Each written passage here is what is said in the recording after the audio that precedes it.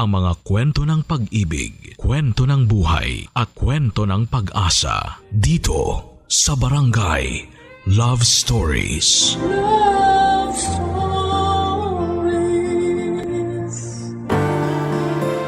Tunay nga bang basihan ang kasiyahan ng pagiging number one? Kapag ikaw ang nanalo, ikaw ang napili, ikaw ang numero uno. Masasabi bang masaya ka na talaga?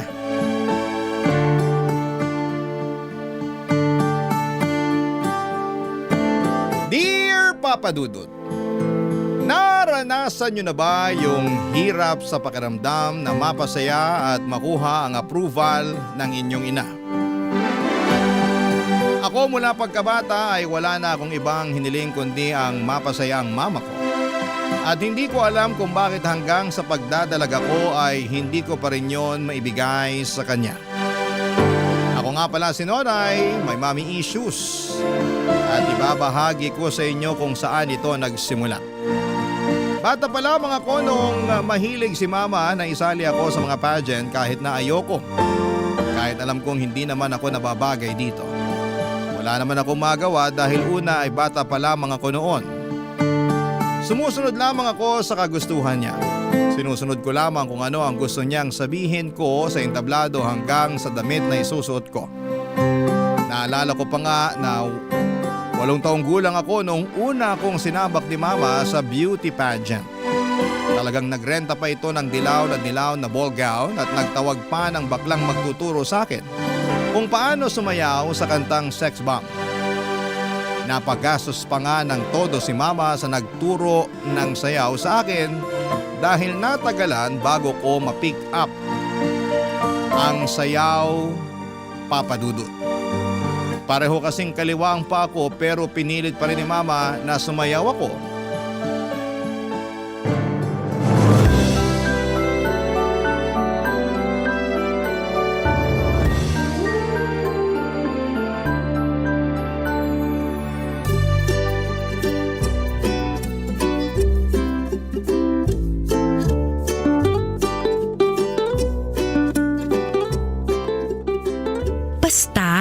Kahit magkamali ka, mali ka sa steps, okay lang yun.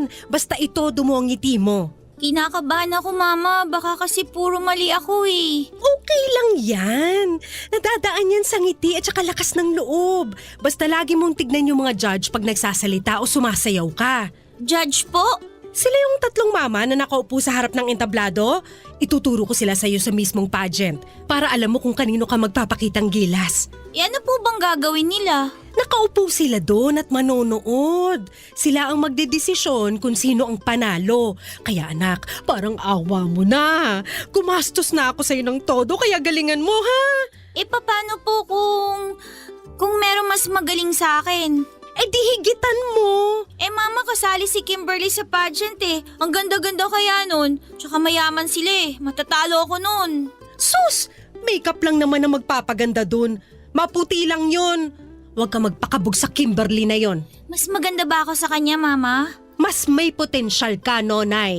Natatakot ako, Mama. Baka hindi ako magustuhan ng mga judge. Magugustuhan ka. Basta sundin mo lang lahat ng gusto ko at saka andun lang ako sa likuran ng mga judge para turuan ka pag may nakalimutan kang step sa sayaw mo at para mapaalala ko sa'yo nang ngumiti ka. Parang nakakapagod naman po yung ngumiti, Mama. Sa pageant, hindi ka dapat mapagod ngumiti dahil yan ang unang mapapansin sa'yo. Mama? Ano yun? Okay lang ba kung hindi ako manalo? Hindi. Hindi okay. Kailangan manalo ka. Kailangan ikaw ang number 1. Kung sakaling hindi number 1, Ma, okay lang ba? Hindi. Basta ang gusto ko number 1 ka. Yun lang. Hindi pwedeng number 2, o number 3, o Miss Congeniality, o Best in Costume. Dapat number 1 ka, okay?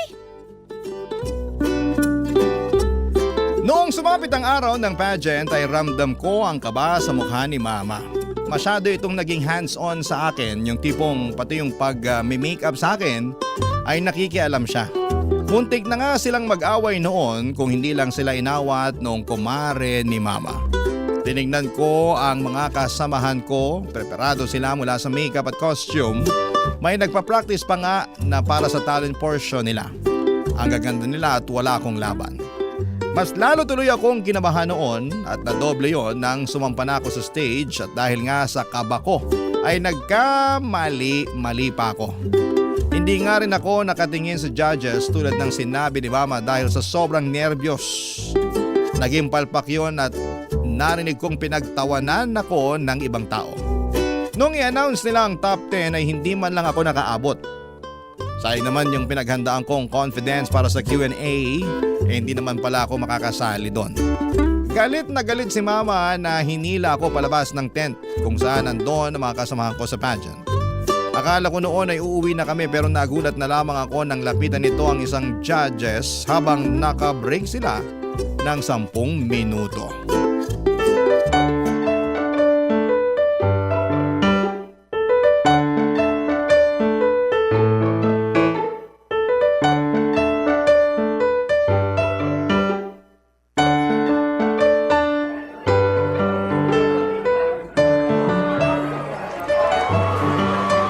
Hoy, Ako po ba ang tinatawag nyo? meron pa bang pwedeng tawaging hoy dito na iba? Medyo bastos po ang dila natin, Mother. Okay ka lang? Hindi. Paano ako magiging okay pinatalo mong anak ko? Ano po? Maang-maangan ka pa. Nasilip ko dyan sa score sheet mo na yung anak kong pinakamababa sa lahat. Sino po bang anak nyo? Kasi marami akong binigyan ng mababang scores. At teka, hindi ko naman kailangan mag-explain sa puntos ko na binigay ko sa mga candidates. Yung naka-blue na hanging blouse at naka-boots ng black? Yun yung anak ko. Yung sobrang glitter sa pisngi. Nung natama ng spotlight, pati kami nasilaw. Medyo bastos ka rin, no? Sino po bang nauna? Sino ka para husgahan ng anak ko? Mother, judge po ako sa pageant na to. Malamang kailangan ko siyang husgahan. Kaloka. Iba yung panghuhusga mo May halong panlalait. Kung ayaw niyong malait ang anak niyo, di huwag niyong budburan ng glitter sa pes. At ibagay niyo sa balat niya ipapasuot niyo. Saka ano ba, Mother? Puro peklat ang legs ng anak mo. Kahit dito sa malayo, nabilang ko Aba talaga? Natalo ang anak niyo hindi dahil masyado ako mapanghusga. Kung hindi nagsasabi lang ako ng totoo. Hindi maganda ang anak niyo. Sobra ka na talaga Halika nga rito, bakla ka! Aray! Pangit-pangit mo! Nag-iskandalo noon si Mama at halos hindi sila maawat dahil talagang lumaban ng sabunutan si Mama doon sa baklang judge. Nahinto tuloy pansamantala ang pageant para ayusin ang gulo. Napunta silang pareho sa barangay hall at doon ay pilit na pinag-ayos. Mabuti na lamang at hindi nagdemanda ang baklang judge kay Mama dahil kung nagkataon ay dihado kami. Pagka-uwi namin ay hindi ako kinikibo ni Mama. Alam kong masama ang loob niya sa pagkakatalo ko. Pumasok na siya sa kwarto na hindi man lamang ako inasikaso para bihisan at ayusin ang mga ginamit ko sa pageant, Papa Dudut. Mag-isa ko na lamang na naghilamos at nagtanggal ng mga anek-anek sa ulo ko. Bago ako pumunta ng kwarto ay humarap muna ako sa salamin. Pinagmasdan ko ang sarili kong mabuti at tumango ako. Tama naman yung baklang judge. Hindi naman talaga ako maganda. Kaya ewan ko kay Mama kung bakit niya ako pinagpipilitan na sumali sa beauty pageant na yon. At sa iba pang mga sumunod na pageant, Papa Dudut. Barangay Love Stories. Barangay Love Stories. Hindi nawala ng pag-asa si Mama na mananalo ako balang araw sa mga pageant na sinasalihan ko. Pero lahat yon ay palpak. Lahat po yun ay talo. Ang pinakamataas lamang siguro na napanalunan ko ay ang best in costume at syempre ayaw makontento roon ni Mama dahil ang gusto niya ay number 1 ako. Ako dapat yung panalo. Hanggang sa pagdadalaga ko ay ganun pa rin ang nangyayari. Kung may mababalitaan itong pageant sa kung saan ay ipaparegister niya ako, agad-agad kahit na hindi ko pa alam, Papa Dudut.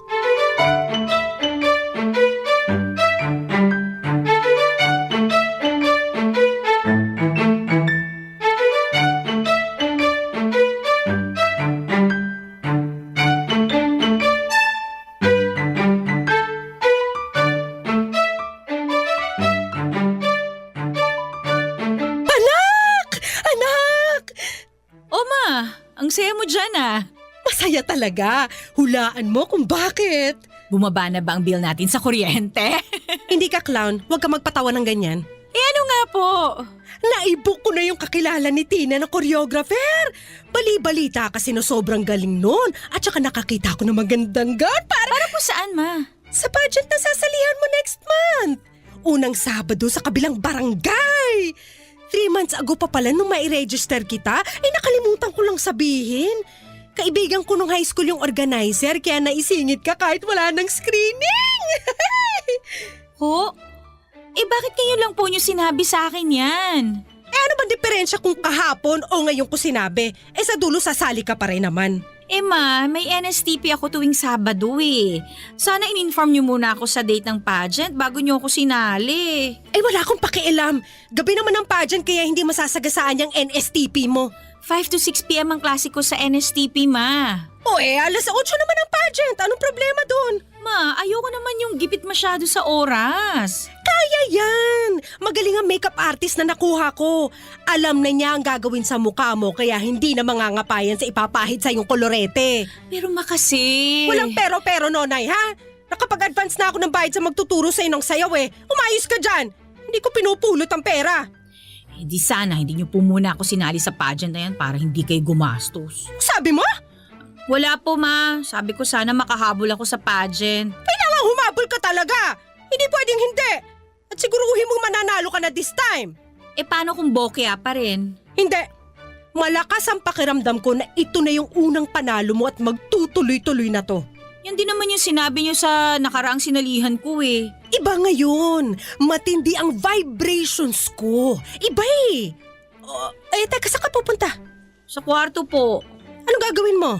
Magpa-practice na pong ngumiti, baka palpak na naman eh. Kung ngingiti ka kasi, huwag kita gilagid. Hindi pink ang gums mo, anak. Saktuhang ngiti lang, okay? At tulad nga po ng inaasahan ay natalo pa rin po ako sa pageant na yon. Mali na naman ang vibrations ni Mama na paulit-ulit niyang sinasabi.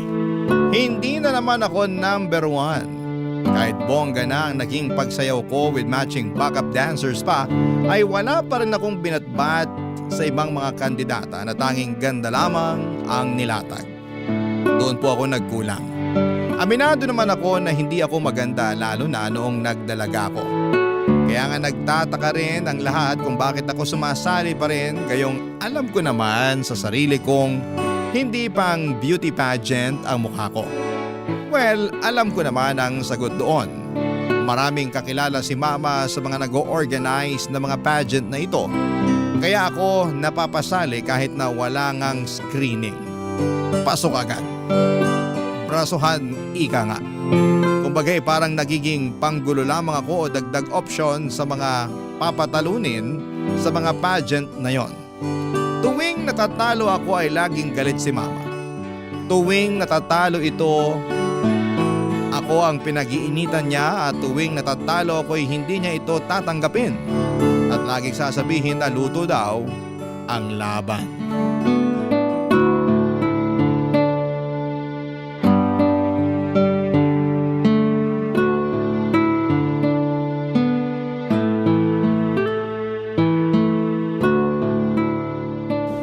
Luto ang laban! Ma, tanggapin na lang po natin, okay? Hindi! Ano tatanggapin? Kung nakita mo lang yung galing mo sa pagsasayaw kanina, iisipin mo mananalo ka talaga eh! Baka sa dance contest talaga ako dapat, ma. Huwag ka nagbibiro, hindi ako natatawa. Sorry po, ma. Yung isang judge doon, inaanak niya yung isang kandidata eh. Narinig ko tinawag siyang ninong before mag-start. Dapat pala sinabi ko yun sa organizer para hindi na umabante sa laban yung bruhang yun eh. At sana ikaw ang nakapasok. Ma, deserving naman po lahat ng mga nanalo eh. Ang gaganda kaya nila. Yung mga damit nila, alam mong mahal at pinaghandaan. Ultimo make-up, plakado. So anong point mo? Wala naman po. Hindi eh. Meron eh. May laman yung mga salita mo. Sabihin mo na. Ma, paano kung itigil na natin tong pagsali ko sa mga pageant? Kasi nakakapagod na eh. Nakakahiya na po talaga sa totoo lang. Wala na akong ibang inaasahan lagi kundi matatalo ako na nangyayari naman. Ma, hindi ata ako para sa pageant talaga eh. Nakita niyo naman ang mukha ko oh. Kahit news sa klase, hindi uubra. Yan! Yan ang kulang sa'yo! Self-confidence! Masyado mo binababa ang sarili mo kaya pagdating sa entablado, walang maramdamang aura sa'yo mga judge! Yan ang dapat nating i-workout next time! Ma, hindi lang po self-confidence eh. Hindi po ako maganda. Hindi ako matangkad. Magpakatotoo na lang po tayo, Ma. Alam na alam nyo naman yan. Kahit mga makeup artist ko, alam yan eh. Hirap nga silang lapatan ng tamang makeup ang mukha ko kasi parang walang bagay eh. Ma, alam ko at okay lang yun. Hindi ako maganda, tanggap ko yun. Wala akong anak na pangit. Umayos ka dyan. Huwag mong sasabihin yan dahil nung dalaga ako, kamukha mo ko. Para mo na rin sinabing pangit ako. Hindi naman sa ganun, Ma. Ang sa akin lang, baka oras na para tanggapin natin na hindi po talaga pang pageant ang beauty ko. Siguro mas okay kung tatanggapin na lang natin. Ang dami ko nang sinalihang pageant, Ma, pero talaga... Hindi tayo titigil hanggat hindi ka nananalo at hindi ka number 1! Kinagulat ko po ang malakas na sampal na yon ni Mama. Maayos po ang pag-uusap namin, kalmado at parang nagbibiruan pa nga tapos bigla na lamang ako nitong sinampal. Hindi ako nakapagsalita noon. Alam kong masama lang ang loob nito sa naging resulta ng pageant. Malaki din kasi ang nagastos niya roon pero hindi naman niya kailangang gumastos pa kung papayag siya na ihinto na namin ang ilusyon niya na magiging number 1 ako sa mga beauty pageant. Malabo yon. Mapabilang nga lang sa top 10 sobrang labo na. Yung manalo pa kaya. Hindi pa rin nawala ng pag-asa si Mama na balang araw ay makakamit ko ang pagiging number 1. Hanggang sa isang araw, nakaisip ito ng plano kung paano ako mananalo. At totoo lang papadudot, natakot po ako para sa planong ito. Barangay Love Stories. Barangay Love Stories. Naisip ni Mama na iparetoke ako.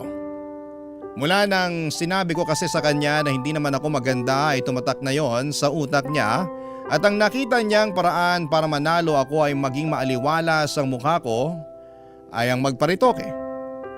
Paano ba namin magagawa yon bukod sa makeup di dapat talagang magparetoke, hindi ba?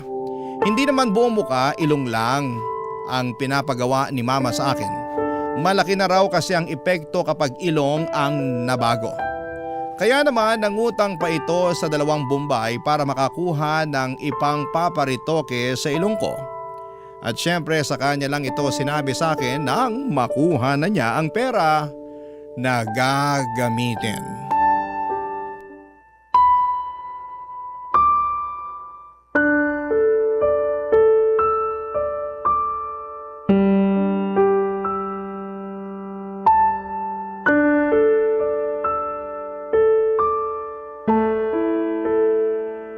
Ma, ayoko. Hindi pwedeng hindi. Takot ako magparetoke, Ma. May anesthesia naman. Pero Ma... Walang pero, nakautang na ako. Anong gagawin ko sa pera na to kung hindi ka naman pala magpaparetoke? Gamitin natin dito sa bahay. Hindi! Huwag mo akong turuan. Anak lang kita at susunod ka sa gusto ko. Magpaparetoke ka. Nakahanap na ako ng doktor na gagawa at balita ko, pulido yon. Ma naman. Di ba sabi mo, kaya hindi ka nananalo sa pageant dahil pangit ka? O ngayong may solusyon na, atras ka pa? Hindi lang naman po yung itsura ko, Ma eh. Ayoko na rin sumali sa mga pageant. Pagod na ako, Ma. Pagod? Sino ba sa tingin mo sa ating dalawang mas pagod?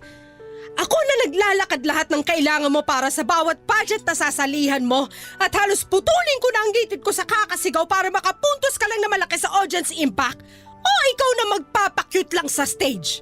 Kasi naman, Ma, kayo lang naman kasi gusto mag-pageant ako eh. Sali nyo na lang ako sa ibang contest. Makakatipid pa kayo ng sobra. Sa beauty pageant lang kita gustong makita at wala nang iba. Hihinto ka muna next sem para makapag-focus ka sa pagpapageant. Ano po? Nabingi ka na sa kaartehan mo? Ang sabi ko, hindi ka muna mag-e-enroll next sem. Magpo-focus ka sa pagpe-prepare sa pageant. Lahat aayusin natin. Kailangan mong aralin lahat tungkol sa mundo ng pageantry after nang mapaayos ang ilong mo. Hindi ka rin lalabas ng bahay ha para hindi na lalong masunog ang balat mo. Ma naman, last sem ko na sa susunod eh. Naman pwedeng tapusin ko na muna yung para makagraduate na ako. Ayoko mahuli. Gusto ko na magmarcha. Isang sem na lang naman eh. Yun na nga po, May. Huling sem na. Bakit hindi nyo na lang po ko hayaang tapusin yun? Dahil hindi ka na bumabata. At alam mong may age limit ang pagpapageant. Ang pag-aaral, mababalikan mo pa yan. Pero yung pagpapageant, may limitasyon yan. Isang sem na lang naman yan. Madali na lang yan balikan. Ang importante ngayon ay maging handa ka sa pageant at sisiguraduhin kung number 1 ka na after nito. Naintindihan mo? Pero ma... Naiintindihan mo? Yes, ma. Very good! Para na lamang akong robot na sumunod sa gusto ni Mama. Sa unang pagkakataon ay naramdaman kong bumigay ang lahat sa sarili ko at hinayaan na lamang si Mama na patakbuhin ako. Yes, Mama. Oo, Ma. Sige, Ma. Yan na lamang ang mga paulit-ulit kong sinasabi sa kanya kapag may nais siyang ipagawa sa akin. After niyang maparitoke ang aking ilong ay namahinga ako ng almost a month ay na rin sa sinabi ng doktor at habang nagpapahinga ako ay si Mama naman ang nag-aayos ng lahat ng kakailanganin ko para sa pag-iensayo ko. Nag-research ito ng mga videos ng mga beauty pageant na dapat ko raw gayahin. Pati mga damit ng mga kandidata ay nagprint din ito para mapatahin na lang daw sa kanyang kakilala para sa pagsaba ko. Hinanap nito ang mga tamang kulay para sa akin dahil noong mga nakaraan ay aminado naman siya na hindi bagay lahat ng kulay na pinili niyang ipasuot sa akin. Naghanap na rin siya ng mga makeup artist na alam niyang mamamagic ang mukha ko. Sabi naman niya ay maliit na bagay lang ang gagawin ng mga nagmi-makeup sa akin dahil ilong ko na ang lalaban. Noong gumaling na ang ilong ko ay sinabak ako ni nanay sa pagtitrain para sa paglalakad. Hirap ako dahil may dahil sa hirap talaga ako maglakad gamit ang may takong. Pero gumawa kami ng paraan para hindi yon mahalata kapag naglalakad ako. Nag-hire ng panibagong koryo si Mama para turuan ako ng sandamukal na sayaw para may imbak daw kami. Sobrang pagod na ako, Papa Dudut, pero hindi ako makahindi dahil ito ang kagustuhan ni Mama. Ginagawa ko na lang yon dahil wala namang pag-asang pumayag siya na itigil na namin yon. Pinagbigyan ko siya at ginalingan ko sa unang pageant na sinalihan ko after kong mag-training at Papa Dudut. Nanalo po ako. Sa unang pagkakataon ay number 1 ako.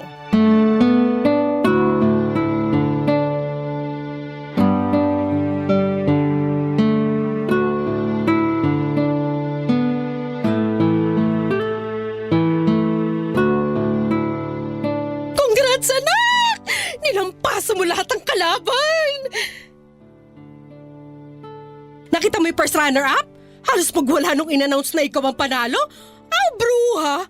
In-expect pa talaga niya na siyang mananalo base dun sa suot niyang gown na pinagbuka siya naglalakad na pinya? Mauna na po ako sa kwarto. Maaga pa. Dito ka muna. Pag-usapan pa natin yung susunod mong gagawin sa next pageant mo. Naku anak, ito na yun. Tuloy-tuloy na ang pagiging number 1 mo. Number 1 ko o number 1 nyo? Anong sinasabi mo dyan? Hindi naman talaga para sa akin ang number 1 na yan, di ba? Para sa inyo yan eh. Mula pa lang sa simula, para sa inyo na talaga yan. Alam mo anak, pagod ka lang kaya… Yes, ma. Pagod na ako. Matagal na. Dati pa. Ano bang pinagpuputok ng butsi mo dyan? Nanalo ka na, di ba? Number 1 ka na, di ba? Bakit parang ang sama-sama pa ng loob mo? Masama ang loob ko kasi wala kang pakialam sa nararamdaman ko. Laging kayo na lang yung nasusunod. Wala na akong boses para sabihin sa inyo na ayoko kasi pinipigilan niyo ako. Puro na lang kayo ang nasusunod. Paano naman ako, ma? Paano naman yung gusto ko? Di ba sabi mo gusto mo rin to? Gusto mong maging number 1? Kasi yun yung eh. Yun yung magpapasaya sa inyo. At gusto nyo maging masaya kayo kasi kapag masaya kayo, doon ko lang nararamdaman na mahal ninyo ako. Na anak mo ako. Pwede ba? Bukas na lang natin to pag-usapan. Masyado ka lang emosyonal dahil first time mong manalo. Pumunta ka na sa... Hindi, Ma. Pag-usapan natin to ngayon para matapos na. Tagal ko na nahimik eh. Ang tagal kong pinagbigyan kayo. Balato nyo na sa akin to. Ano ba talagang gusto mo mangyari, ha? Maging masaya kayo para sa akin kahit hindi ako yung number 1. Mahalin niyo ako kahit hindi ako yung number 1. Hindi ka pwede maging masaya kung hindi ka number 1. Bakit hindi? Kasi alam ko ang pakiramdam na hindi number 1.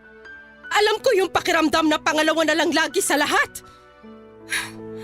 Nung bata ako, lagi ako na ikukumpara sa kakambal ko. Sa tiyahin mo. Lagi akong pangalawa sa kanya mula sa talino hanggang sa ganda. Pareho kaming sinasali sa mga pageant ng lola mo. At kahit halos magkamukha kami, siya pa rin yung nananalo. Ma, hindi ko po... Pag-uwi ng bahay, sisirain ng lola mo yung gown na suot ko dahil sa sobrang galit. Habang suot-suot ko yon. Hindi mo alam kung gaano kasakit yon sa balat habang hinihila sa'yo at hindi mo alam kung gaano kasakit na paulit-ulit na marinig sa mismong nanay mo na talunan ka. Pangalawa ka na lang lagi. Ma... At sa tatay mo, hindi pa pangalawa lang tayo? Pangalawang pamilya tayo dahil kabit ako? Kaya nung namatay siya, asan tayo? Handun tayo sa dulo at hindi tayo makalapit sa kabaong niya dahil ano? Dahil pangalawa lang tayo. Ngayon mo sabihin sa akin, Nonay, masaya ba na maging pangalawa? Hindi ko alam na ganyan po palang... Hindi mo alam dahil ayokong ipaalam. Dahil gusto ko hindi ka magaya sa akin na laging pangalawa na lang. Ayokong iparana sa'yo yung pakiramdam na talunan ka. Hayaan mong maputol na sa akin ang sumpa ng pagiging pangalawa. Ilaban mo ang sayo. Maging number 1 ka kung gusto mong maging masaya. Sorry, Ma.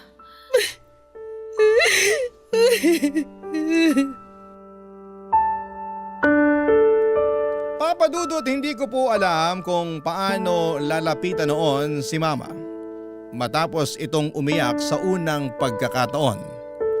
Ito ang unang beses na nakita kong nanghina siya at nakaramdam ako ng konsensya. Dahil ako ang dahilan noon, Papa Dudut. Hindi ko alam na ganito pala ang pinagdadaanan ni Mama kaya ganito ang trato nito sa akin. Kaya naman sa loob ng maraming taon ay paulit-ulit niyang dinidikit sa utak ko ang salitang number 1 dahil hindi siya kailanman naging masaya sa pagiging number 2. Dahil para sa kanya, kapag pangalawa ka ay talo ka. Ayoko pa ring paniwalaan ang ganitong pag-iisip ni Mama dahil alam ko na pwede namang maging masaya kahit pangalawa ka lamang, kahit natalo ka. Kahit na hindi ka mag number 1. Pero iba ang pinagdaanan ni Mama mula sa magulang at kapatid niya hanggang kay Papa. Lagi nga lang talaga siyang pangalawa at dahil doon ay nabawasan ang pagiging masaya niya. Pinaramdam sa kanya ng buong mundo na dahil pangalawa siya ay walang maiaabot sa kanya at nabawasan ang mga karapatan niya. Sa ngayon, Papa Dudut, ay pinagpapatuloy ko ang pagpapageant at hindi pa rin para sa akin, kundi para kay Mama. Ginagawa ko na lamang yon para maging masaya siya at madalas nananalo na ako sa mga pageant at nakikita ko kung gaano siya lumundag sa saya. Kapag nangyayari yon at aaminin ko na nagiging masaya ako kapag ganon ang nakikita ko sa kanya. Kahit ayoko nang mag-pageant, at kahit pagod na ako, Papa Dudut, basta makita ko lamang siyang masaya ay okay na ako. Hindi ko alam kung hanggang kailan ko maibibigay ang pagiging number 1 kay Mama. Pero sana sa ngayon ay maging sapat na yon para mahalin at tanggapin niya ako. Maraming salamat, Papa Dudut, ang inyong kapuso at kabarangay, Nonay. Anong say mo sa Barangay Love Stories na ito? Pagkwentuhan natin sa comment section yan. ang mga kwento ng pag-ibig, kwento ng buhay at kwento ng pag-asa dito sa Barangay Love Stories. Love Stories. Hindi lahat ng sandali ay kailangang magtagal. May mga oras na sapat na ang isang iglap para maranasan ang mga bagay na matagal na nating inaasam at pinapangarap. Ikaw, kabarangay, ano ang isang bagay na gusto mong maranasan kahit na isang saglit lang? Dear Papa Dudut, kumusta po kayo? Kung ako po ang tatanungin ninyo ay masaya ako ngayon kaya ako nagpadala ng sulat sa inyo. Masaya dahil naalis na sa puso ko ang isang butas na matagal ko nang dinadala. Isang butas na nagbigay sa akin ng labis na pangungulila at kalungkutan. Ngayon ay napuna na ang butas na yon, pero ang kapalit nito ay isang probation mula sa korte dahil sa isang kasalanang ginawa ko. Habang sinusulat ko ang sulat na ito ay kakatapos ko lamang sa probation na ipinataw sa akin matapos akong makagawa ng isang krimen. Pero bago ko ikwento sa inyo ang buong detalye ay nais ko munang magpakilala. Tawagin niyo na lamang po ako sa pangalang Glory, 28 years old. Lumaki ako sa isang mahirap at malaking pamilya. Siyam kaming magkakapatid, Papa Dudut. Panglima ako at katulad ng mga kapatid ko ay wala rin akong tinapos. Hanggang grade 6 lang ako noon. Street sweeper lang kasi ang nanay ko samantalang basurero naman ang tatay ko. Kaya wala sa priority nila ang edukasyon. Sa aming siyam, 2 lang ang nakapagtapos. Ang panganay na anak na maaga ring nagkapamilya at ang pangalawang anak na kinalimutan na kami simula noong nagkaroon siya ng maayos na buhay. At para makatulong sa mga magulang ay naging taga-silbi ako sa isang karinderya. 14 years old lamang ako noon pero batak na ang katawan ko sa mga mabibigat na trabaho.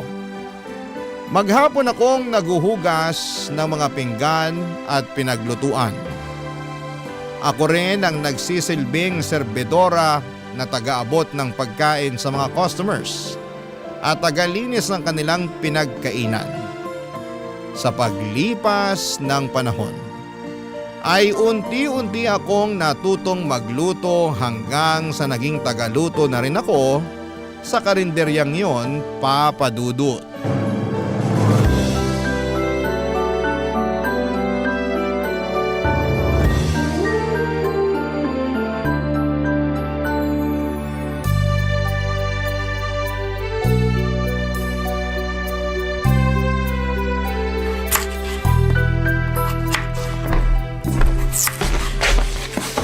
Oh, Ate Linda, maaga ka ngayon ah. Maaga ako nagising eh. Wala naman ako magawa sa bahay kaya dumiretso na ako rito para makasimula na sa trabaho. Mukha ngang marami ka nang natapos. Ano bang kailangan mo? Ituloy mo na lang nahiwain yung baboy pang Bicol Express. Nasimulan ko na yan. Okay, sige. Mabuti ka pa, nakatulog ng maayos. Samantalang ako, 2 oras lang yata tulog ko eh. Bakit naman? 10:00 ba namang umuwi si tatay? Lasing na lasing. Nagkalat na naman? As usual. Ako na naman yung naglinis sa bahay tapos pagkatapos nun, kakapikit ko pa lang, nag-alarm na yung cellphone ko. Kailan ba kasi matatauhan yung tatay nyo? Nakakaloka naman. Hindi na magbabago yun. Alak na yung tubig niya eh. Ang hirap ng ganyan. Kaya siguro dumami kayong magkakapatid kasi gabi-gabing lasing yung tatay nyo. Buti nga kamo, hindi na nasundan yung bunso namin. Ay, hindi mo lang sure. Wag naman sana. Ano yun? Kukumpletuhin nila yung 10 mga daliri? Hindi na nga kami kasya sa bahay. Ay, kapag ako yumaman, aalis din talaga ako sa bahay. Ang tanong, yayaman ka ba? Sa sinasahod natin araw-araw kahit magtrabaho ka pa buong buhay mo, patay ka na, di ka pa rin yumayaman. Malay mo naman, makapulot ako ng milyones dyan o di kaya manalo ako sa loto. Sa malas mong yan, sa tingin mo, makakatsamba ka ng ganon? Hindi ka nga tumataya sa loto eh. Kung sa bagay, pinanganak nga pala ako sa mahirap na pamilya. Nagkaroon pa ako ng tatay na lasinggero, tapos binigyan ako ng 8 kapatid. Paano pa kami makakaahon sa hirap niyan? Minsan talaga minamalas tayo pagdating sa kapalaran. Wala tayong magagawa dyan, bawi na lang sa next life. Siguro masamang tao ako sa previous life ko, kaya ako minamala sa buhay ngayon. Pakabait ka na lang ngayon para sa susunod mong buhay, swertehin ka naman. Ay, sarap sana kung may maipagyayabang din ako sa buhay, no? Ano kaya feeling ng mga may graduation photo at diploma na nakadisplay sa bahay? Walang silbi ang diploma na yan kung hirap ka naman maghanap ng trabaho. Ako nga, may diploma tapos wala namang maayos sa trabaho. Ano ba kasi nangyari? Bakit di mo pinurse yung tinapos mo? Malas din, katulad mo. Saka maaga ako nagkaanak eh. Kung ano yung available na trabaho, yun na lang ang pinasok ko. Minsan din talaga, tayo rin may kasalanan ng sitwasyon natin eh.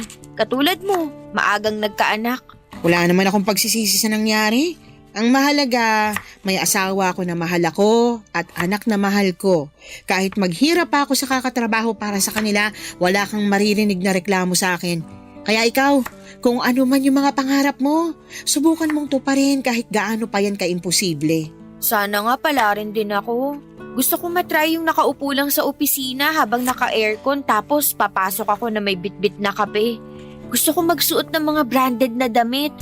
Gusto kong magpatayo ng sariling bahay para sa mga kapatid ko. Gusto kong makapunta sa ibang bansa. Basta, ang dami kong pangarap na sana maibigay sa akin balang araw. Alam ko na, may naisip akong solusyon para maranasan mo yung mga bagay na yan. Ano? Humanap ka ng afam! Sira ulo ka. Gusto mo makaahon sa kahirapan, di ba? Afam ang sagot dyan. Ay nako, ewan ko sa'yo. Parang pangarap din yan na mahirap din abutin eh. Wala namang magkakagusto sa akin sa itsura kong to. Ay, ate ko, ibang taste ng mga foreigner. Hindi mo lang alam, ikaw pala yung hinahanap nila. In my dreams. Magluto na nga tayo. Uunahin ko na yung Bicol Express. Sige. Ako nang titira sa adobong kangkong tsaka sinigang. Marami akong pangarap sa buhay noon, Papa Dudut. Marami akong gustong maranasan. Marami akong gustong makamit at marami akong gustong mabago sa buhay ko.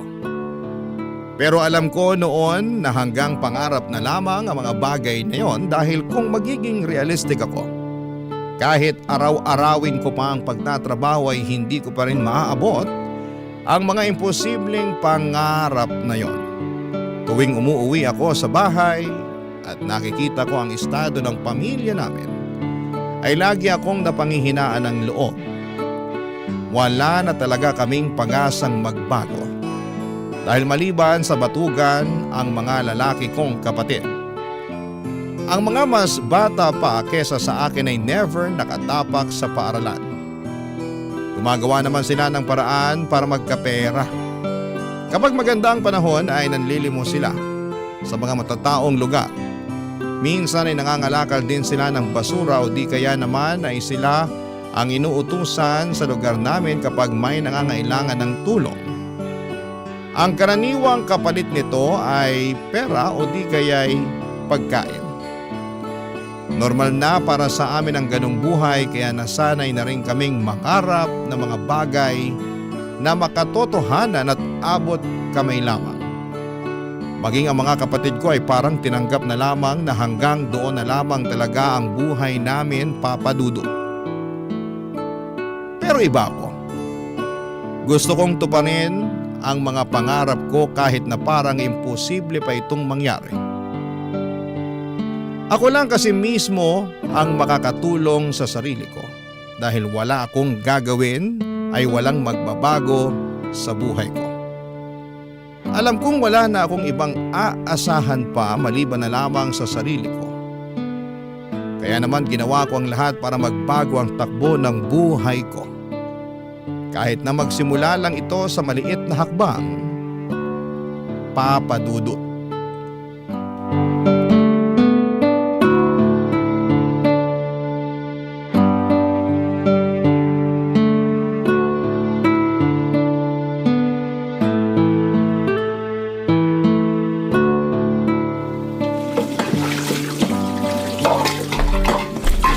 Glory, tapos ka na ba sa paghuhugas dyan para makapagsara na tayo? Malapit na, mga kutsara at mangkok na lang. Tulungan na kita dyan para matapos na. Gusto ko nang umuwi eh. Naantok na ako. Sige, ikaw na lang magbanlaw ng mga to. Ilang taong ka na ba ulit? 18, bakit? Ayaw mo ba mag-aral ulit? Bata ka pa eh. Sayang naman kung hindi mo may pagpapatuloy yung pag-aaral mo. Sa ganitong edad, itabi mo ako sa mga grade 7, baka mapagkamalan pa nila akong teacher. Hindi, pwede ka mag-TESDA. Total 18 ka na. Pasok ka na sa criteria. Marunong ka namang magluto. Magkukari ka. May NC2 na yun. Pwede mong magamit para makapag-abroad. Wala talaga akong pambayad sa pag-aaral, puti. Libre ang TESDA, ano ka ba? Anong libre? Walang libre sa edukasyon ngayon. Oo, siguro wala silang tuition fee. Pero may mga babayaran pa rin yan. Tapos yung pamasahe ko papapunta para mag-aral. Kung titigil ako sa trabaho, saan ako kukuha ng allowance? Pag-ipunan mo o di kaya magpatulong ka sa mga kapatid mo nakapagtapos. Di ba may dalawa kang kapatid na nakagraduate ng college? Meron, pero yung isa may sarili ng pamilya. Ayoko namang pahirapan pa yung buhay ng kapatid kong yun kasi pati naman sila naghihirap din eh. Yung isa naman, hindi ko alam. Wala na kaming balita sa kanya. Ano ba kasi nangyari sa kapatid mong yon? Ay nako, ate, sobrang lala.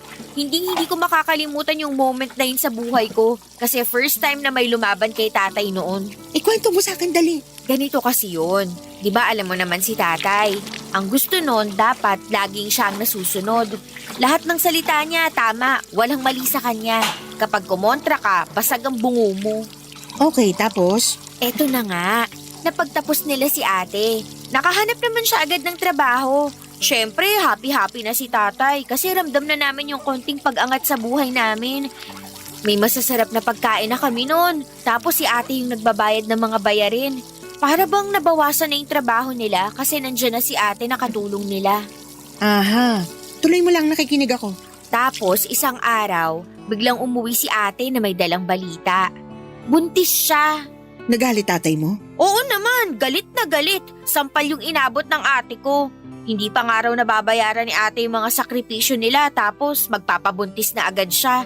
Dismayado si tatay nun. Grabe naman! Nagalit yun kasi alam niyang mawawala na yung ATM nila. Wala na silang mapagkukuhaan ng pera. Medyo naiintindihan ko rin naman yung pinanggagalingan ni tatay. Siyempre, umaasa silang si ate na ang magiging katuwang nila sa mga gastusin. Tapos bigla siyang nagpabuntis. Di katulad din ni kuya na maaga siyang magkakapamilya. Ibig sabihin, yung dalawang napagtapos nila, walang naging ambag sa buhay nila. Ang hirap nun. Yung ikaw yung pressured kasi pinagtapos ka sa pag-aaral.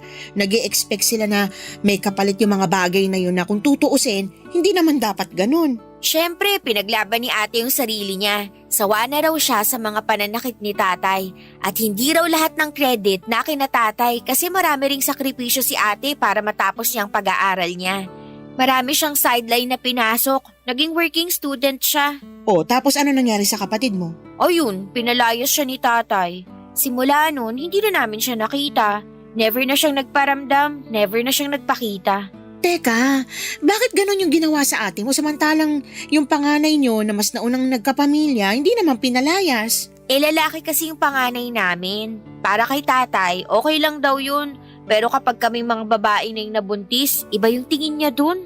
Grabing double standards niya na. May favoritism eh. Hirap ng ganyan.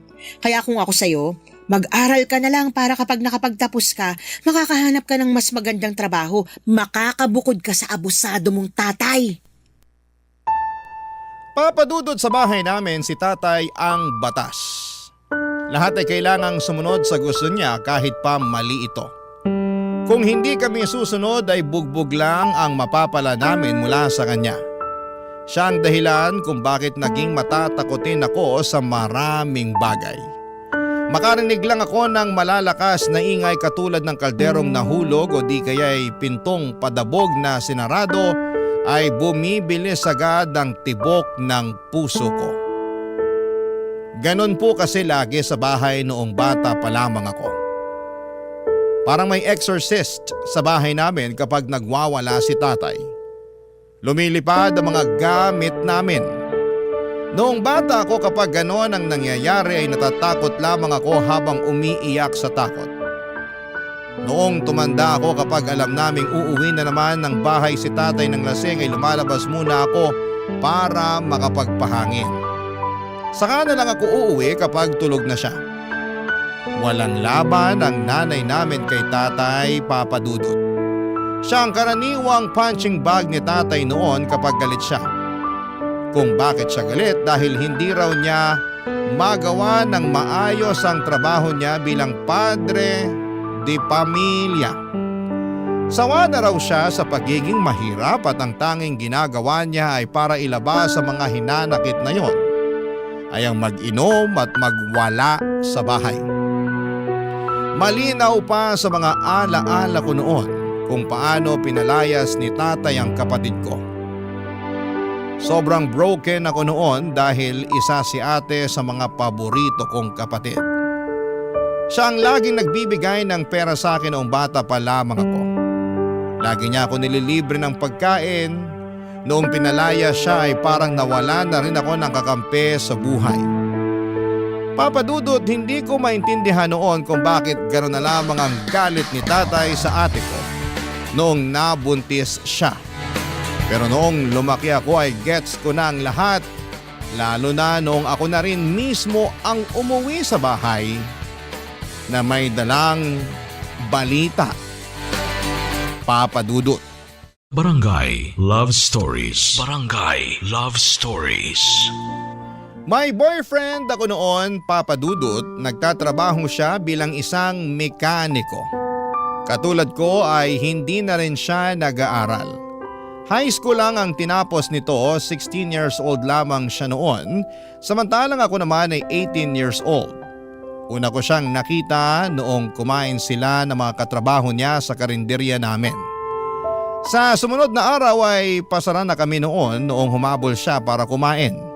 Dahil maraming natirang ulam noong araw na yon ay nagboluntaryo akong pagsilbihan na lamang muna siya dahil alam kong madadatnan ko na naman si tatay sa bahay ng lasing. Pinauna ko na noon si Ate Linda at ako na ang nagsarado ng karinderya. Habang kumakain, nagkwentuhan kami tungkol sa buhay-buhay. Wala na siyang magulang at ang nagpalaki sa kanya ay ang tito niya na siyang nagmamay-ari ng maliit na auto repair shop sa lugar namin. Simula noon ay sa karinderya na siya araw-araw na kumakain. Mabilis na gumaan ang loob ko sa kanya dahil lagi niya akong kinukumusta noon, Papa Dudut. First time ko lang magkaroon ng kakilalang tao na concern sa kapakanan ko. Never akong tinanong ng mga magulang at kapatid ko kung kumusta ako. Tanging siya lang ang nangungumusta sa akin. Kalauna niligawan niya ako at sinagot ko naman siya, Papa Dudut. Ang boyfriend ko na ang naging takbuhan ko kapag puno ako ng problema. Kapag masyadong makalat ang pag-iisip ko, pumupunta ako sa bahay nila para magkaroon ng kasangga. Naging tago ang relasyon namin ng boyfriend ko, Papa Dudut. Alam ko kasi na kapag nalaman ni tatay na may boyfriend ako ay magagalit siya. Ganon kasi ang nangyari sa pang-anim kong kapatid. Noong nalaman niyang may boyfriend ito ay binugbog niya hindi lang ang kapatid ko kundi pati na rin ang boyfriend nito. Tumagal ang relasyon namin ng 7 buwan hanggang sa isang araw, napansin ko, Papa Dudut, na unti-unting may pagbabago sa katawan ko.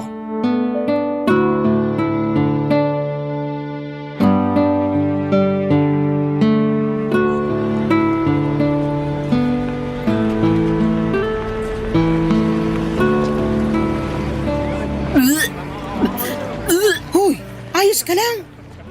Oo, nasusuka lang ako sa amoy ng patis. Ang tagal mo na nagtatrabaho dito. Ngayon ka pa masusuka sa amoy ng patis? Tsaka patis lang yan. Ewan ko ba, bigla na lang naging sensitive yung pang-amoy ko. Yung mga malalakas ang amoy, bagoong, pabango, pati amoy ng sigarilyo. Kapag nakakaamoy ako noon, bigla na lang sumasama pakiramdam ko. Kailan nagsimula ito? Halos isang buwan na rin siguro. Ano pang nararamdaman mo maliban sa pagiging sensitive ng pang-amoy mo? Lagi akong pagod tsaka mabilis mahilo, lalo na sa umaga. Hindi kaya buntis ka? Ha? Hindi Bakit naman ako mabubuntis? Morning sickness yung nararamdaman mo. Sintomas yan kapag buntis ang isang tao. Ganyan ako nung nagbuntis ako eh. Ate, wag mo kong tinatakot ng ganyan. Hindi kita tinatakot, seryoso ako. Na-try mo na bang mag-pregnancy test? Hindi ko alam kung paano yun eh. Subukan mo para malaman natin kung ba't ka nagkakaganyan. O di kaya, magpunta ka sa health center. Magpa-check up ka doon, libre lang yun. Natatakot ako. Paano kung buntis nga ako? Kung buntis ka, wala tayong magagawa. Kagagawan mo yan eh. Sabi ko naman sa'yo, mag-ingat ka. Maingat naman ako. Talaga ba? Magkakaganyan ka ba kung nag-iingat ka? Ay naku, Glory, ang bata mo pa para magkaroon ng anak. 19 ka pa lang, di ba? Paano mo bubuhayin yung anak mo na yan? Hindi yun yung problema ko kundi si tatay. Baka mapatay ako noon kapag nalaman niyang buntis ako. Ikaw naman kasi. Alam mo naman na sobrang stricto ng tatay mo. Aware ka na nga sa mga consequence tapos ganyan pa ginawa mo. Hindi ko naman to ginusto eh. Hindi mo ginusto o baka hindi mo lang inaasahan? Kasi magkaiba yon. Alam mo, Glory, lahat ng mga desisyong ginagawa natin sa buhay may kaakibat na bunga yan. Nagkaroon ka ng boyfriend, ginawa nyo kung ano man yung ginawa nyo. Ngayon, yan ang bunga. Tapos anong kahihinat na pagbubuntis mo? Magagalit sa iyo yung tatay mo. Tapos ano? Palalayasin ka rin tulad ng ginawa niya sa ate mo. Sinasabi ko pa naman sa sarili ko na hindi ko gagawin yung ginawa ni ate. Paano ko niyan ngayon? Natatakot ako, Ate Linda. Baka palayasin din ako ni tatay. Hindi ka ba matutulungan ng nanay mo? Wala namang laban si nanay kay tatay eh. Lagi lang siyang nakasunod sa mga desisyon ng tatay namin. Kumpirmahin mo muna kung buntis ka nga talaga. Saka mo nalang problemahin yung mga bagay na yan kapag alam na natin kung ano talagang estado mo. Paano kung buntis nga talaga ako? Anong gagawin ko niyan? Alam ko yung takot na nararamdaman mo ngayon. Normal lang yun. Normal lang malito o malungkot pero hindi mo kailangang harapin to ng mag-isa. May boyfriend ka naman, hindi ba? Magtulungan kayo. Eh paano kung pati siya hindi niya alam gagawin niya? Ilang taon na ba tong boyfriend mo? 16. Naku, Diyos mio. Ang babata niyo pa. Talagang magagalit talaga tatay mo niyan.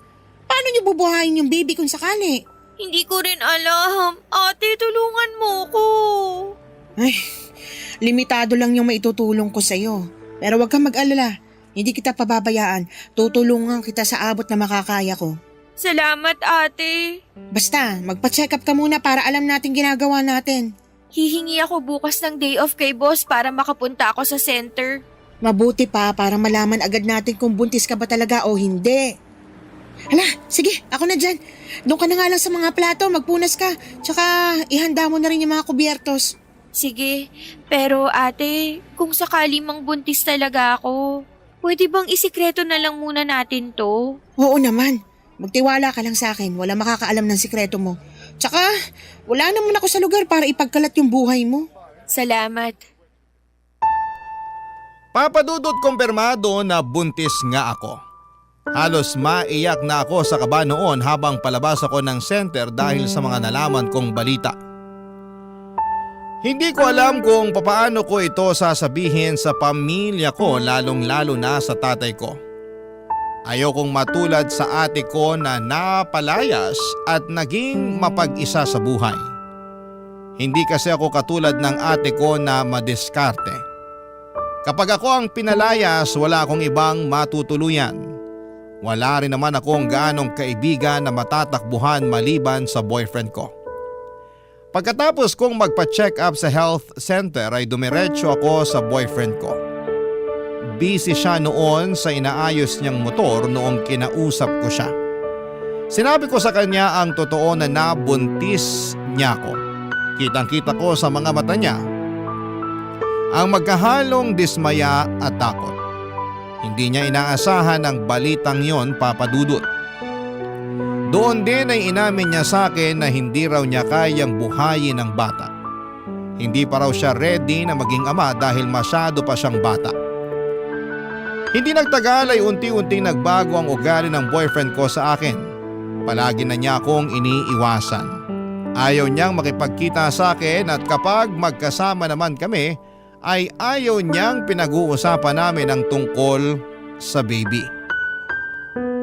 Hindi nagtagal ay hindi na nagparamdam pa sa akin ang boyfriend ko. Nung oras ding yon ay parang gumuho ang mundo ko. Ang inaasahan kong kakampi sa mga problemang kinakaharap ko ay bigla na lamang akong iniwanan. Ibig sabihin noon ay mag-isa na naman akong haharapin ang mga pagsubok na ito. Totoo nga na wala akong ibang maaasahan kundi ang sarili ko lamang dahil sa dinadala kong problema ay hindi na ako nakapag-concentrate sa trabaho ko at agad yung napansin ni Ate Linda, Papa Dudut.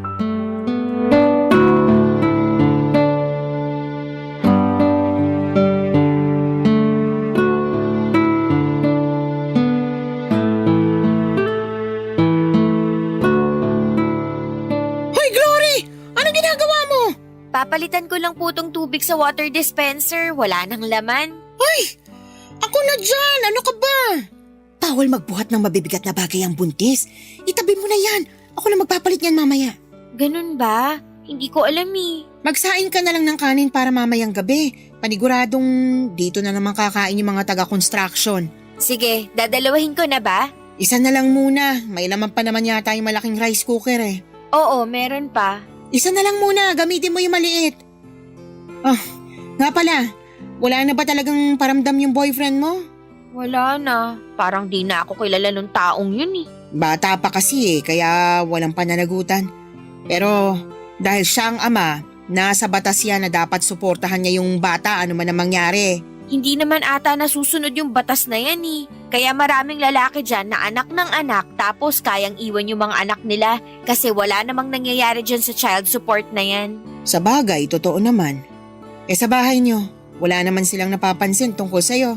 Wala. Ganun kami sa bahay eh. Walang pansinan kaya mahihirapan silang malaman na buntis ako. Hindi nga nila ako makumusta eh. Di madali lang pala itago yung tiyan mo kung sakali. Kaso, ang problema ko kapag nanganak na ako, paano natin itatago yung bata? Yun ang totoong problema. Willing naman akong kupkupin kayo ng anak mo kung sakali pero pansamantala lang yun. Ipalaglag ko na lang kaya to hanggat maaga pa. Hoy, gusto mo bang mapunta sa impyerno?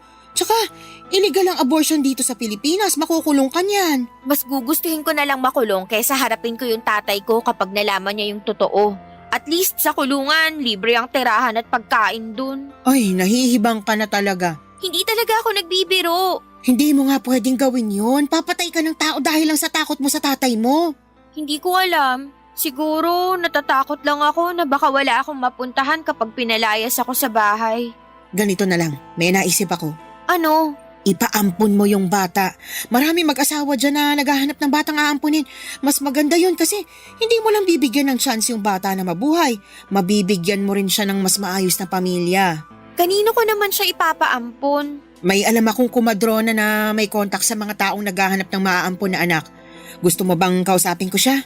Sige, mas maganda yun. Ipapaampon ko na lang yung bata. Pero sigurado ka na ba dyan? Sigurado kang hindi mo ito pagsisisihan sa huli? Hindi, sigurado na ako. Nasasabi mo lang yan kasi hindi mo pa totally nararamdaman yung bata dyan sa tiyan mo. Pero once na nagkaroon na kayo ng koneksyon ng bata tapos kapag naipanganak mo na siya, iba na yung feeling na mararamdaman mo. Baka malaki yung chance na magbago pa yung isip mo. Hindi na magbabago ang pasya ko. Desidido na ako. Ipapaampon ko yung bata. Tama yung sinabi mo. Mas magandang solusyon yun kasi mapupunta siya sa taong kaya siyang alagaan. Kesa naman maiwan siya sa akin, hindi ko siya kayang buhayin. May 9 na buwan ka pa para pag-isipan yung desisyon mo. Huwag ka masyado magpadalos-dalos. Tandaan mo ha, minsan ka nang nagkamali dahil sa mga desisyong hindi mo pinag-iisipan ng maayos. Basta, kung ano man yung mangyari, sure ka na may kakilala kang pwedeng umampun sa anak ko? Madali na lang yon. Ang problemahin mo na lang muna sa ngayon, yung maitago mo ng maayos yung bata sa tiyan mo para hindi ka mahuli. Madali lang niya maitago sa ngayon dahil maliit pa pero paano kapag lumaki na yan? May plano na ako para dyan. Tsaka marami akong bilbil, hindi ito mahahalata. Basta kapag nagkabukingan, nandito lang ako na pwede mong takbuhan ha? Salamat. Kung wala ka, hindi ko na talaga alam ang gagawin ko. Para na rin kitang kapatid eh. Sa tagal natin magkasama dito sa karinderya, wala na yun sa akin. Hala, magsaing ka na. Napakwento na naman tayo dito nang wala sa oras. Heto na, magsasaing na. Ganon na nga ang ginawa ko, Papa Dudut. Hanggat maaari ay umiwas ako sa bahay para hindi nila mahalata ang paglaki ng tiyan ko. Mabuti na lang at medyo malaki rin ako ng panahong yon, kaya pwede kong irason na taba lang ang dahilan kung bakit malaki ang tiyan ko. Mas dinamihan ko rin ang pagkain ko para mas lalo pang lumaki ang katawan ko at masabayan nito ang paglaki ng tiyan ko. Bumili rin ako ng malalaking damit sa ukayan para maitago ko ang pagbubuntis ko. Kapag naman nasa bahay ako ay lagi akong mapag-isa sa kwarto o di kaya ay tumatambay ako sa labas at saka na lamang uuwi kapag patulog na ang mga kamag-anak ko. Sa kabutihang palad na itago ko naman ang pagbubuntis ko ng maayos. Walang nakaalam sa sitwasyon ko noon maliban sa boyfriend ko at si Ate Linda. Noong nag-labor ako sa kalagitnaan ng gabi ay tiniis ko noon ang sakit. Gusto ko mang sumigaw. Sa sakit na nararamdaman ko ay hindi ko magawa dahil baka magtaka ang mga kasama ko sa bahay. Buong magdamag ay sinikap kong itago ang nararamdaman ko. Kinakausap ko pa si baby na huwag munang lumabas at antayin na lamang niya na mag-umaga. Nakinig naman si baby noong lumiwanag na ay agad akong lumabas ng bahay bago pa magising sina tatay. Tinawagan ko si Ate Linda para kontakin ang kakilala niyang komadrona. Pagdating ko sa bahay nila ay nakahanda na ang lahat. Doon ko pinanganak ang baby ko, Papa Dudut. Barangay Love Stories. Barangay Love Stories. Saglit ko lang nakapiling ang anak ko, Papa Dudut. At yon ay noong pinadede ko siya pagkalabas niya sa akin. Pagkatapos noon ay inihiwalay na nila sa akin ang bata para hindi na raw ako magkaroon ng koneksyon sa kanya. Baka raw kasi magbago pa ang isipan ko na ipaampon ito kapag nahagkan ko na ang baby ko na karaniwang nangyayari sa mga inang may bagong silang na sanggol. Bago kinuha sa akin ang anak ko ay napansin ko na may balat ito sa mukha niya sa ilalim ng kanyang kanang mata. Itim ito at mapusyaw na parang mapa ng Palawan. Napanaginipan ko pa yon noong nakatulog ako pagkatapos kong manganak. Pagkagising ko ay wala na sa bahay nila si Ate Linda at ang baby. Ang sabi sa akin, agad daw nilang tinawagan ang mag-asawang gustong umampon sa anak ko. Pagkarating nila ay inuuwi na nila ito kapalit ang paunang bayad sa bata. Saka ko na lang daw makukuha ang kalahati ng bayad kapag legal na nilang naampon si baby. Hindi ko alam pero nakaramdam ako ng kaunting kalungkutan noong nalaman kong wala na ang baby ko. Matagal ko pong inihanda ang sarili ko para sa bagay na yon dahil yun naman talaga ang plano. Pero iba pala ang feeling kapag nangyari na ito. 9 na buwan ko ring nakasama ang baby ko at ngayong wala na siya sa piling ko ay para bang napakalaki ng nawala sa akin. Simula noong araw na yon ay hindi na nawala sa puso ko ang lungkot na nararamdaman ko, Papa Dudut.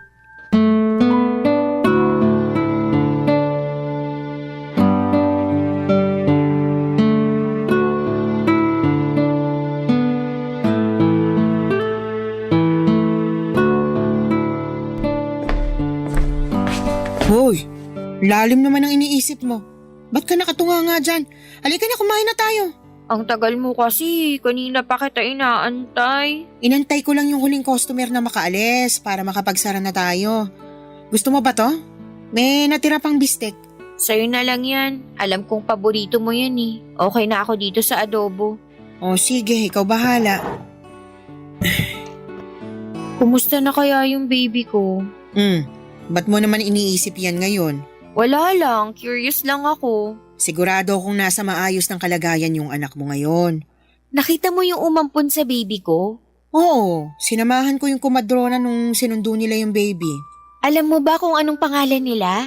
Hindi ko na tinanong, tsaka hindi mo rin naman pwedeng malaman yung pagkakakilanlan nila eh. Bakit naman? Sa pagkakaalam ko, may confidentiality pagdating sa ganyan. Kung tama ako, close adoption yung mangyayari. Closed adoption? Ano namang ibig sabihin nun? Closed adoption ang tawag kapag ayaw makipagkilala ng adoptive parents sa biological parents. Pero bakit naman? Ewan ko, for privacy siguro. Tsaka baka natatakot sila na baka isang araw, bigla ka na lang magpakita sa pintuan nila para kunin yung anak mo. Pero legal naman yung pag-ampon nila eh. Kapag natapos na yun, wala na akong magagawa kahit gusto ko pang kunin yung anak ko. Kasi kapag natapos na yung adoption process, wala na akong karapatan sa bata. Totoo naman yun, pero irespeto na lang din natin yung gusto ng adoptive parents. Tandaan mo, sila ang nagligtas sa'yo mula sa problema mo. Nakatulong din naman ako sa problema nila eh. Nagkaroon sila ng anak dahil sa akin. Ayun nga, so pareho na kayong walang problema. Pareho na dapat kayong mag-move on. Ewan ko, para kasing ang bigat sa dibdib. Parang ang laki ng kasalanang ginawa ko. Para naman sa ikabubuti yung mag-ina yung ginawa mo. Bakit? Nagsisisi ka na ba sa ginawa mo? Sabi ko naman kasi sa'yo napag-isipan mo yung mabuti. Hindi naman ako nagsisisi, pero may konting panghihinayang lang ako nararamdaman. Nakakalungkot lang na sa ganun na uwi yung lahat. Hindi ako namatayan, pero ganito pala yung mawalan ng anak. Siguro, iniisip mo ngayon na wala akong pake sa bata kasi ang bilis ko nag-decide na ipaampon siya. Hindi naman ganun yung iniisip ko sa'yo. Wala ka lang talaga kasing choice. Saglit ko lang siya nahawakan, pero parang ang tagal na naming nagkasama. Siyempre, 9 na buwan mo siyang kinarga. Kahit papaano, nagkaroon na kayo ng koneksyong dalawa. Alam mo, noon, kapag malungkot ako at mag-isa, yung baby sa tiyan ko yung kinakausap ko. Siya yung tanging kasama ko sa mga oras na kailangan ko ng suporta. Kung dumating lang sana siya kung kailan ready na ako, na kaya ko nang ipaglaban ang sarili ko, siguro hindi ako mawawalan ng anak. Kaso ang aga niyang dumating eh. Matuto ka na lang sa nangyari. Wala man lang kaming picture sa isa't isa. Ang bilis din kasi ng mga pangyayari. Nung nanganak ka, tinawagan na agad nung kumadrona yung mag-asawa. Pero siguro, mas makakabuti na rin yun para mabilis ako makalimot kung sakali. Tama, mas maganda nga yun. Alam mo, ate, kung hindi nawalay sa akin yung anak ko, siguro papangalanan ko siyang Elias. Uy, in fairness, ang ganda ng pangalan na yan. Ano kayang pangalan binigay nila sa anak ko? Ay nako, Glory, kung ganyan laging tumatakbo sa isip mo, hindi mo magagawang mag-move on. Palayain mo na yung anak mo. Patawarin mo na yung puso mo sa nangyari para sa ganun makapagsimula ka na ulit. Ang hirap. Alam mo, kumain na lang tayo para makauwi na rin tayo. Gusto ko nang humilata. Feeling ko, kailangan mo lang ng tulog para mawala na yung bumabagabag sa isip mo. Papadudot ng anak ako nang walang nakakaalam maliban kay Ate Linda. Ang sekreto namin yon ay naitago namin ang mahabang panahon. Mabilis na dumaan ang mga taon at kahit nawala man sa isipan ko ang tungkol sa anak ko ay nanatili pa rin siya sa puso ko. Kahit na taon na ang lumipas ay hindi pa rin nawala ang butas sa puso ko. Pakiramdam ko ay hindi ako buo dahil alam kong may kulang sa akin. May lagi akong hinahanap na hindi ko mawari kung ano. May mga pagkakataon noon tuwing dapit hapon at papalubog na ang araw. O di kaya ay tuwing gabi kapag tahimik na ang paligid ay nakakaramdam ako ng labis na kalungkutan at pagkalumbay. Noong mga panahong yon ay hindi ko alam kung ano ang rason kung bakit ako nakakaramdam ng ganon. Dala-dala ko ang emosyong yon hanggang sa tumanda na ako, Papa Dudut.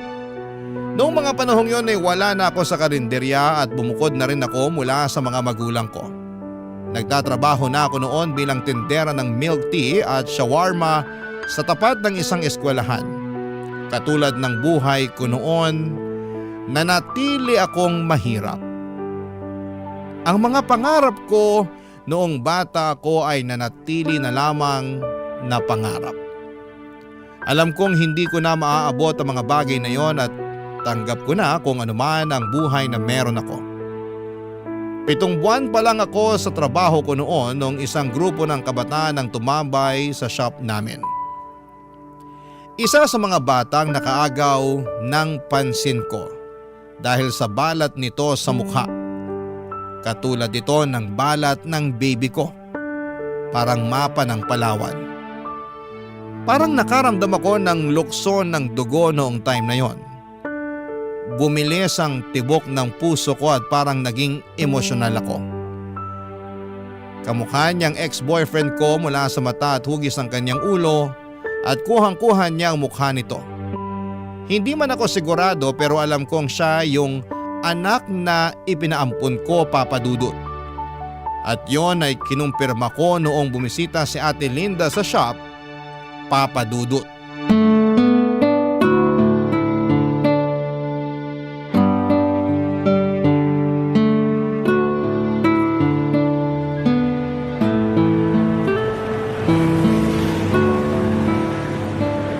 Kumusta naman ang babaita? Oh my gosh, Ate Linda! Long time no see! Anong ginagawa mo rito? Gusto ko lang matikman yung shawarma nyo. Balita ko, mabili raw yan eh. Paano mo pala nalaman na nandito ako? Sa Facebook! Lagi ko kaya nakikita mga selfie mo. Oh, na-miss kita. Wait lang, igagawa kita ng bestseller namin dito. Libre kita. Ayun no, yan ang gusto ko. Mabilis lang ba yan? Mabilis lang to. Maupo ka muna dyan. O sige.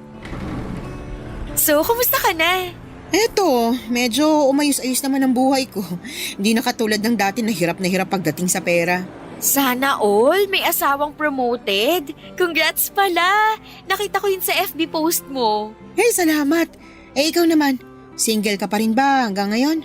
Oo, patuloy pa rin sa paghabol ng pangarap kahit mukhang mahirap ng abutin. Naku, ikaw pa. Kayang-kaya mo yan. Heto na yung merienda mo. Tikman mo, masarap yan. Salamat. Alam mo ate, may kukwento ako sa'yo.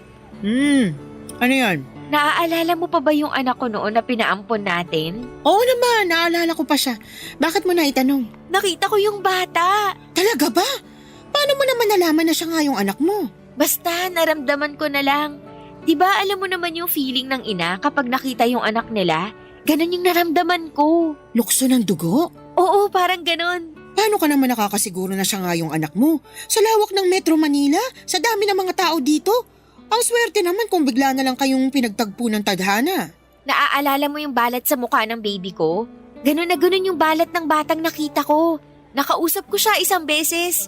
9 years old na raw siya. Sakto yun sa edad ng baby na pinanganak ko noon. Wala ka pa ring pruweba na yun nga yung anak mo.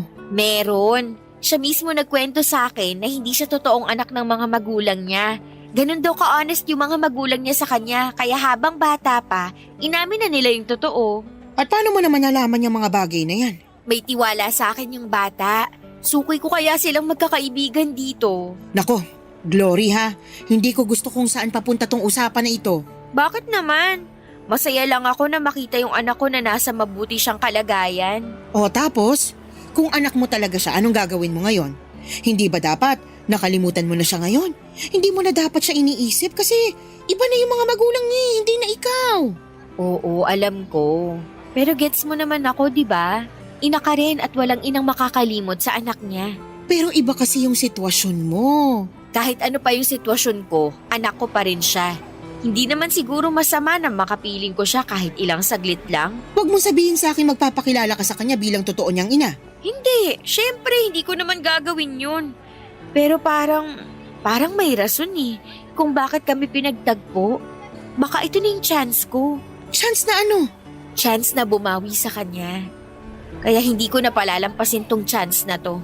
Ay, tigilan mo nga ako sa mga chance na yan. Matagal ka nang nawalan ng chance sa anak mo. Huwag ka nang gumawa ng gulo. Ay kung ako sa'yo, kalimutan mo na yung anak mo. Mag-move on ka na, Glory. Ano ibig sabihin ng buntong hiningang yan? Wala. Tama ka. Tama lahat ng mga sinabi mo. Pero nandito na siya eh. Abot kamay ko na siya. Ay bahala ka. Basta pinagsabihan na kita ha. Huwag kang gumawa ng ikakapahamak mo. Huwag kang mag-alala. Wala akong gagawing masama. Papa Dudut, naging regular customer ko ang mga batang tinutukoy ko. Tuwing nakikita ko sila ay sumasaya ang puso ko at gumagaan ang loob ko. Isang hapon habang uwian na ang mga bata ay dumaan sa shop ang bata para bumili ng milk tea niya. Noong oras na yon ay isang ideyang pumasok sa isipan ko. Inimbitahan ko siya na maglaro sa parke at nabanggit kasi niya na never pa siyang nakakapunta sa park dahil sobrang busy ng mga magulang nito para ipasyal siya. Pumayag ang bata na sumama sa akin at iniwan ko ang shop sa katrabaho ko at sumaglit kami sa pinakamalapit na parke. Pagkatapos maglaro ay nagpunta kami sa isang fast food at binili ko siya ng ice cream. Isang bagay na malimit din daw ibigay sa kanya ng mga magulang niya. Halos 3 oras din kaming nagkasama, Papa Dudut, at sa mga oras na yon ay napakasaya ng puso ko. Para bang bigla na lamang nawala ang lungkot na nararamdaman ko. Sa maikling oras ay naranasan kong magpakaina sa anak ko. Pagkatapos ng pagsasama naming dalawa ay binalik ko siya sa eskwelahan nila. Doon ay naabutan namin ang mga magulang ng bata na may kasamang pulis. Binalik ko sa kanila ang bata at nag-explain kung ano ang nangyari. Pinaratangan nila akong kidnapper kahit na nagpakilala ko sa mga magulang ng bata na ako ang totoo niyang ina. Mas naggalit pa sila noong nalaman nila yon, kaya kinasuhan nila ako. Hindi naman gaano mabigat ang parusang ipinataw sa akin dahil first offense ko pa lamang yon at wala namang masamang nangyari sa bata physically and emotionally, ay binigyan lang ako ng probation. Pinagbawalan din akong lumapit sa bata at magpakita sa kanya. Sinunod ko ang lahat ng yon nang walang pag-aalinlangan. Ang mahalaga ay nasubukan kong makasama ang anak ko at nalaman kong nasa mabuti siyang kalagayan at maganda na ang buhay nito. Pagkatapos ng probation ay lumipat ako ng trabaho at tirahan. Nagsimula ulit ako. Pero sa pagkakataong ito ay magaan ang loob ko dahil unti-unti ko na ring napapatawad ang sarili ko. Dito na po nagtatapos ang sulat ko, Papa Dudut. Maraming salamat po. Ang inyong forever kapuso at kabarangay, Glory. Anong say mo sa Barangay Love Stories na ito? Pagkwentuhan natin sa comment section yan.